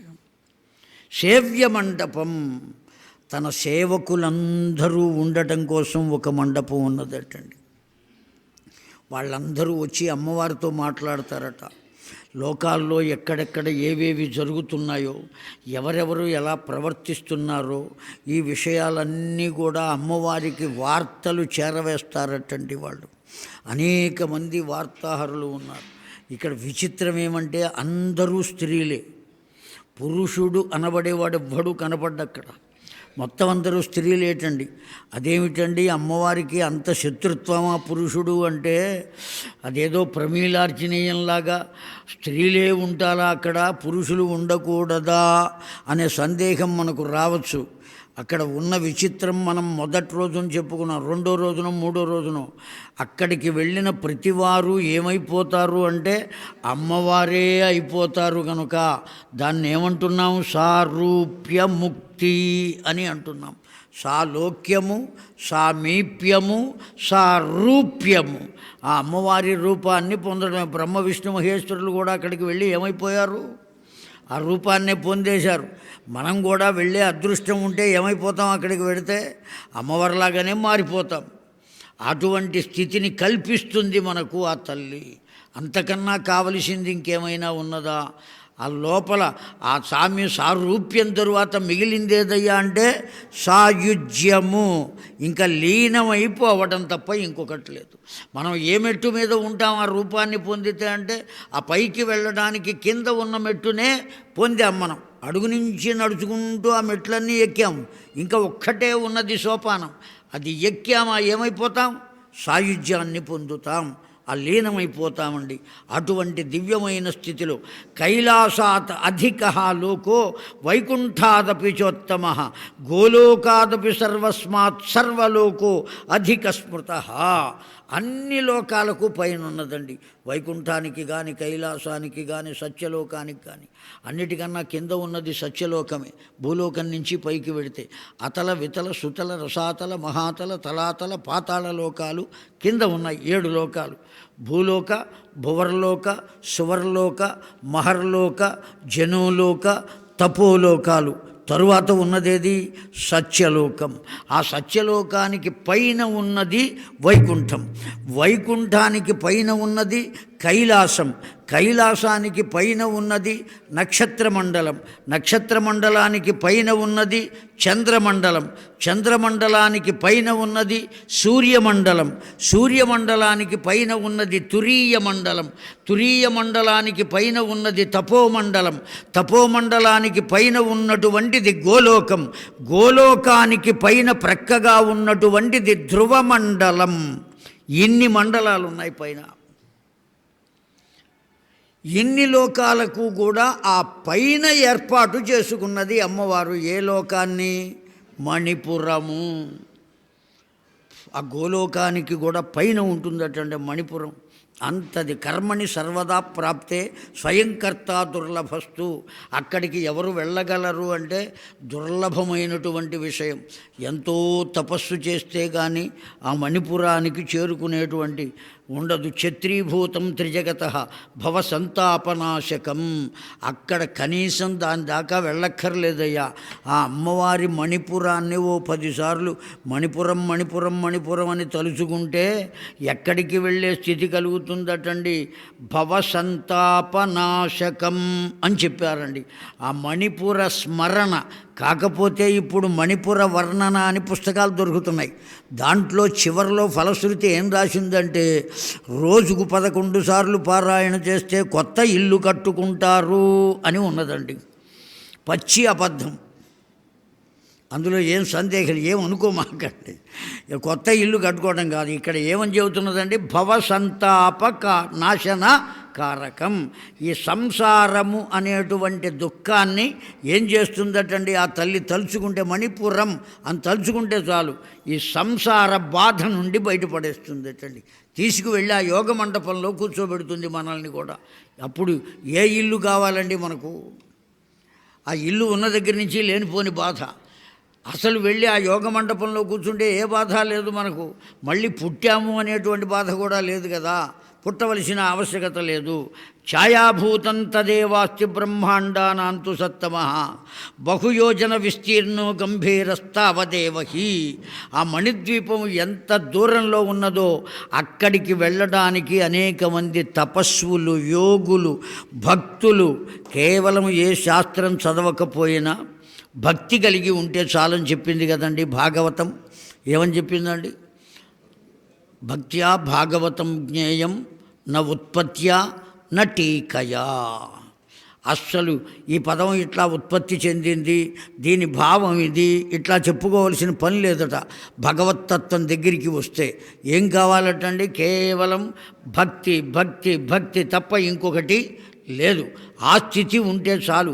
మణిద్వీపస్య పరితో వర్తతే తు సుధోదది మరుత్సంఘట్టనోత్కీర్ణ తరంగ శత సంకులం రత్నచ్చవాలుకాయుక్తక జశశంక సమాకులక వీచి సంఘర్ష సంజాతలహరీకణ శీతలక నానాధ్వజ సమాయుక్త నానాపోతగతాగతై విరాజమాన పరితస్థీర రత్నద్రుమోమకన్. ఆ మణిపురానికి చుట్టూత పాల సముద్రం ఉన్నదటండి, పెద్ద సముద్రం.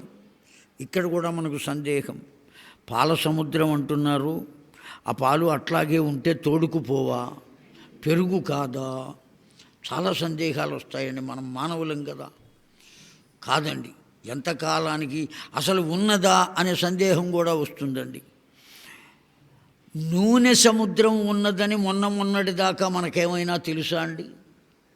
పరిశోధనలు చేసి పరిశోధకులు Krishna Godavari basin, KG basin అని ఇప్పుడు సముద్రంలో నుంచి నూనె బయటికి తీస్తున్నారా లేదా? లోపల ఉంటేనేగా బయటికి తీసేది, లేకుండా ఎక్కడి నుంచి తీస్తారు? ఇప్పుడు నూనె సముద్రం ఉన్నదని తెలిసింది, ఎప్పుడో పాల సముద్రం కూడా తప్పక కలిగి తీరుతుంది, కనబడి తీరుతుంది. ఆ తోడుకుంటుందా లేదా? ఇటువంటి పిచ్చి ప్రశ్నలు వేయకూడదు. ఉన్నది, దాని మధ్యలో ఉన్నది మణిపురం. ఎవరికి కనబడుతుందయ్యా అంటే వెళ్ళిన వాళ్ళకి కనబడుతుంది. వెళ్ళటానికి కావలసిన సాధన చేయముందు, ఆ సాధన చేస్తే సాధన వల్లనే అసలు అక్కడికి వెళ్ళకపోయినా ఆ సాధనా సంస్కారము చేత ఉన్నది అనే విషయం మనకు నమ్మకం కలుగుతుంది. ఇక వెళ్ళక్కర్లా. ఆ నమ్మకం కలిగితే వెళ్ళవలసిన పని లేదు, చూడవలసిన పని లేదు. కనుక ఆ విధమైన స్థితిలో అమ్మవారు రత్నచ్చవాలుకాయుక్త జష శంఖ సమాకుల, అనేకములైనటువంటి శంఖములు, మహానక్రగ్రాహ మీనములు ఎన్నో ఉన్నాయటండి ఆ సముద్రంలో. అవి చేసేటువంటి అల్లరి అంతా ఇంత కాదట. దేనికోసం చేస్తున్నాయ్యా అంటే ఈ వచ్చే వాళ్ళందరినీ చూచి హేళన చేస్తూ ఉంటాయిటవి. ఆ సముద్రంలో ఉన్నటువంటి గొప్ప గొప్పవైనటువంటి తిములు, తిమింగలములు, మహామీనములు, నక్రములు, గ్రాహములు ఇవన్నీ ఎగతాళి చేస్తూ ఉంటాయట వచ్చిన వాళ్ళని. ఒరే, మీకన్నా ముందే మేము అమ్మ పాదాల దగ్గర ఉన్నాన్రా అని హేళన చేస్తూ ఉంటాయటండి. మేము రూపంతో ఇలా ఉన్నాం, కానీ అమ్మ సేవ చేసే భాగ్యం మాకు కలిగింది ఏమండి అని ఆనందపడుతూ ఉంటాయిట. వీచి సంఘర్ష సంజాతలహరీకణ శీతల, ఆ సముద్రపు అలల వల్ల అవి ఒడ్డుకు కొట్టుకుంటూ వస్తే ఆ అలల నుండి వచ్చిన తుపరలు పడి ఎంతో దివ్యమైన హాయిని చేకూరుస్తూ ఉంటాయటండి. ఆ అలలు కొట్టుకోవటం వల్ల వాటి నుంచి వచ్చేటువంటి తుపరలు మన మీద పడితే ఆ శరీరానికి తగిలితే ఏదో తెలియనటువంటి ఆనందాన్ని పొందుతాం.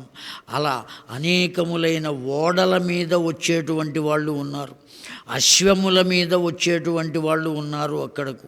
అంతేకాదు గజబలముతో వచ్చేటువంటి వాళ్ళు ఉన్నారు. వాళ్ళ గుర్రములతో, గజములతో అలా తొక్కబడినటువంటి అక్కడ మట్టి మొత్తం అంతా కూడా తడిసి చిత్తడిగా ఉన్నదయ్యా. ఎంతోమంది అక్కడికి వస్తున్నారు. ఆ ఓడలకు ఉన్న జెండా రెపరెపలు, ఆ రెపరెపల నుండి వచ్చిన శబ్దములు, చక్కని సంగీత విద్వాంసుడు అధ్యయనము పూర్తి అయిన తరువాత దివ్యమైన గానం చేస్తే ఎలా ఉంటుందో ఆ జెండాల కదలికలు కూడా అంత తీయగా ఉన్నాయటండి. ఆ ఓడలకు కట్టబడినటువంటి జెండాల కదలికలు అంత తీయగా, ఆ శబ్దం అట్లా ఉన్నదట. అనేక మంది ఋషులు, మునులు, భక్తులైనటువంటి వాళ్ళు, సేవకులైనటువంటి వాళ్ళు అమ్మ దర్శనం కోసం వస్తున్నారా? మొట్టమొదట ఆ వెళ్ళేటువంటి మార్గంలో ఆ విధంగా ఉంటే విరాజమాన పరితస్థీర రత్నద్రుమోమకన్ తదుత్తరమయో ధాతు నిర్మిత గగనే తత. మనం బయలుదేరామండి జాగ్రత్తగా. అమ్మవారి కోసం వచ్చాం మనం. వెడుతున్నామా, అక్కడ ఒక పెద్ద ప్రాకారం కనపడిందండి. ఎట్లా ఉన్నది? 10 యోజన విస్తీర్ణం, 10 యోజన ఉత్థాపనం, ఎత్తు 10 యోజనములు ఉన్నదట, వెడల్పు 10 యోజనములు ఉన్నది, పొడవు 10 యోజనములు ఉన్నది, చుట్టూ ప్రాకారము కలిగి ఉన్నది. ఆ ప్రాకారము దేనితో చేయబడినది అంటే అయోమయ ప్రాకారము, ఇనుముతో చేయబడినటువంటి ప్రాకారం. గుర్తుపెట్టుకోండి, ప్రాకారాలు దేంతో చేయబడినవండి? ఇనుముతో చేయబడినటువంటి ప్రాకారం. తదు ఉత్తరః అయోమయ ధాతు నిర్మిత గగనే తతః 7 యోజన విస్తీర్ణ ప్రాకారో వర్తతే మకాన్ నానా శస్త్ర ప్రకరణ నానా యుద్ధ విశారదాః రక్షకాః నివసంతి అత్ర మోదమానా సమంతతః. 4 ద్వారములు ఉంటే ఒక్కొక్క ద్వారము వద్ద 100 కొలది కాపలా వాళ్ళు ఉన్నారటండి. సర్వే వేత్రహస్తాః, వాళ్ళందరూ కూడా స్త్రీలే, మొత్తం అందరూ. చేతులలో కర్రలు ఉన్నాయి, బెత్తములు ఉన్నాయటండి. ఎవ్వరినీ లోపలికి పోనివ్వరటండి. దర్శనానికి అయ్యవారి దగ్గరికి వెడితే సెక్యూరిటీ వాళ్ళు తలుపులు తాళాలు ఎట్టా వేస్తారో లోపలికి ఎవ్వరినీ పోనివ్వరటండి. పోనివ్వక వాళ్ళు పరీక్ష పెడతారట. ఆ పరీక్షలో ఉత్తీర్ణుడైనటువంటి వాడు మాత్రమే ఆ లోపలికి వెళ్ళాలి. మిగిలిన వాళ్ళంతా ఏమైనట్టండి? లోపలికి వెళ్ళడానికి పనికిరాని వారు. ఎందువల్లయ్యా? అమ్మవారి దగ్గర అందరూ ఒక్కటే కదా అంటే అమ్మవారి దగ్గర అందరూ ఒక్కటే, కానీ అక్కడికి చేరుకోవాలి అంటే కింద ఉన్నవాళ్ళు పరీక్ష చేయాలి కదండి. పీఠాధిపతి వారి దగ్గరకు వెళ్ళాలి అంటే ముందు వారి ప్రక్కన నిలబడే వారి దగ్గర అనుమతి కావాలి మనకు. ఓ కలెక్టర్ దగ్గరికి వెళ్ళాలి అంటే బిళ్ళబంట్రోతు చేతిలో 50 500 పెడితే వాడు మెదలకుండా చెయ్యి పట్టుకుని మరీ లోపలికి తీసుకెడతాడు. ఏమీ పెట్టకుండా నాలాగా అలా నుంచున్నాడు అనుకోండి, కలెక్టర్ గారు వెనక నుంచి వెళ్ళిపోయాడయ్యా లేడని చెబుతాడు, వాడు లోపలే ఉంటాడు. కనుక ఎన్ని తిప్పలు. కనుక ఆ ద్వారపాలకులు ఉన్నారు అక్కడ, 100 మంది ఉన్నారు. 4 ద్వారములట. ఆ 4 ద్వారముల వద్ద ఉన్నటువంటి వాళ్ళు వచ్చిన వారిని అందరికీ పరీక్ష పెడతారట. ఏమిటా పరీక్ష అంటే భక్తిలో వాళ్ళు ఉత్తీర్ణులు కావాలి. అమ్మ పట్ల వాళ్లకు భక్తి ఎంత ఉన్నదో పరీక్ష చేస్తారటండి. నానా శస్త్ర ప్రకరణ నానా యుద్ధ విశారద, అనేక రకాలైన యుద్ధములు తెలిసినటువంటి వాళ్ళు, ఆ యుద్ధ విద్యలన్నీ వచ్చినటువంటి వాళ్ళు పరీక్ష పెడితే ఎవరు ఉత్తీర్ణులయ్యారో వాళ్ళని లోపలికి పంపుతారండి. ఆ లోపల ఏమున్నదండి? సమాయుక్త ద్వారపాల శతాన్వితా నానాగణై పరిపూరితా దేవీ భక్తియుతైర్నృప. ఆ లోపలికి వెడితే దర్శనార్థం సమాయాంతి ఏ దేవా జగదీశు తేషాం గణా వసంచత్ర వాహనాని చ తత్ర హి విమానశత సంఘర్ష ఘంట స్వన సమాకుల. అనేకములైన రథములు ఉంటాయటండి అక్కడ. ఆ రథాలకు కట్టబడినటువంటి గుర్రములు ఉంటాయట. ఆయా గుర్రముల మెడలో ఉండేటువంటి గంటలు మ్రోగుతూ ఉంటాయి. చెవులు చిల్లులు పడేటట్లుగా శబ్దం వస్తూ ఉంటుందటండి. అయినా సరే తట్టుకుని ముందుకు వెళ్ళగలగాలి. అమ్మో ఇక్కడ మనం ఉండలేము అనుకుని ఎవరైతే వెనక్కి తిరుగుతారో వాళ్ళు దేవీ దర్శనం చేయలేరు. దేనికైనా సరే భరించి ధరించి ముందుకు వెళ్ళవాలి. హయహేష ఖురాఘాత బధిరీకృత దిగ్ముఖ. ఆ గుర్రములు అరిచేటువంటి అరుపులు, ఆ ఏనుగులు పెట్టేటువంటి ఘీంకారములు, వాటి చేత బధిరత్వము కూడా ఏర్పడుతుందా అన్నంత పెద్ద పెద్ద శబ్దాలు. ఉచ్చై శబ్దై సేవకా దేవ సంఘానాం భ్రాజంతే తత్ర భూమిప తస్మిన్ కోలాహలే రాజన్న శబ్ద కేచిత్ క్వచిత్ కశ్య చిత్ శ్రూయతే అత్యంతం నానా ధ్వని సమాకులే. ఆ ప్రాకారం అంతా కూడా ధ్వనితో చుట్టుముట్టి ఉంటుందండి. ఆ ధ్వనిని తట్టుకోలేకే వెనుకకు తిరిగి పారిపోయే వాళ్ళు ఉంటారు.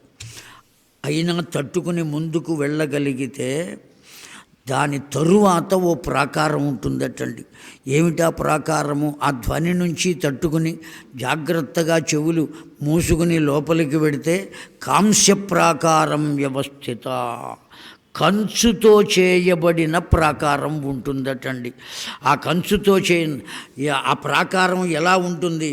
సర్వై రుచికా కుటజా వృక్షా బిల్వవృక్షాస్తథైవ చ క్షీరవృక్షాస్తథైవ చ కధిరాశ్చ భల్లాతక తథా తథే అక్షవ తాళపర్ణ వ్యవస్థితీనాం తులసీనాం వనాన్యేవ మల్లికానాం తథైవ చ ఇత్యాది తరుజాతీనాం వనాన్ ఉపవనాని చ నానావాపీశతైర్యుక్తాన్యేవం సంతి నరాధిపః. తాళవృక్షములు, వృంతములు, అంతేనా మధిరా వృక్షములు, మాధవీలతలు, మాధవీలత అని ఒకటి ఉంటుందటండి, అంతే సించాతలత అని, ఖర్జూర యూధికములు, పాల చెట్లు ఉన్నాయట. ఆ తరువాత రుచిక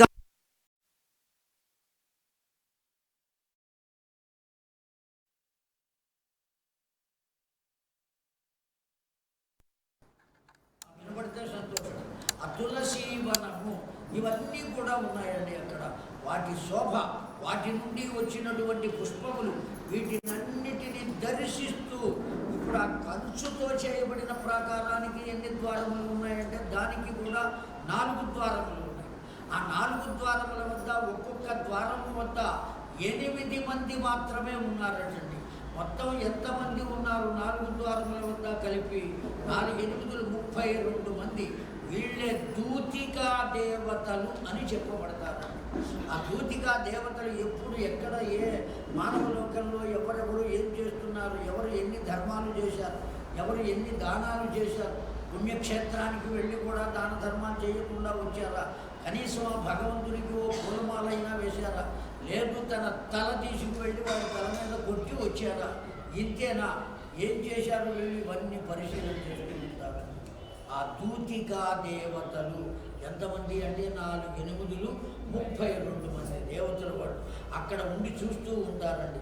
ఆ ఉన్న కాంస్య ప్రాకారము, ఆ కాంస్య ప్రాకారం దాటి లోపలికి వెళితే ఈ ఉన్నటువంటి తాళవృక్షములు, ఆ ఖర్జూర వృక్షములు, క్షీర వృక్షములు, ఖదిరా వృక్షములు, భల్లాతకములు, రుచకములు, కుటజములు, బిల్వ వృక్షములు, తులసి వృక్షములు, ఇవన్నీ కూడా చూస్తూ హాయిగా ముందుకు వస్తే ఆ కాంస్య ప్రాకారం దాటిన తరువాత తామ్రశాల అని ఓ ప్రాకారం ఉంటుందటండి. రాగితో చేయబడినటువంటి ఆ ప్రాకారం మొత్తం రాగితో, రాగి ముద్ద, అక్కడ నది ప్రవహిస్తూ ఉంటుందటండి. దాన్నే తామ్రపర్ణి అని పిలుస్తూ ఉంటారు.